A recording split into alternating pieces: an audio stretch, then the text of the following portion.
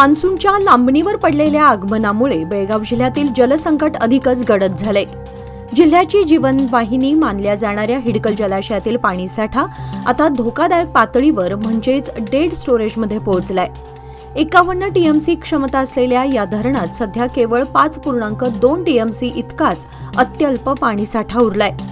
पिण्याच्या पाण्यासोबतच शेतीच्या सिंचनासाठी अत्यंत महत्त्वाच्या असलेल्या या धरणातील पाणीसाठा वेगाने खालावत असल्याने प्रशासनाची चिंता वाढली आहे। उपलब्ध पाण्याचा वापर केवळ पिण्यासाठी केला तरी ते केवळ महिनाभर पुरेल असा अंदाज तज्ज्ञांकडून वर्तवण्यात येत आहे।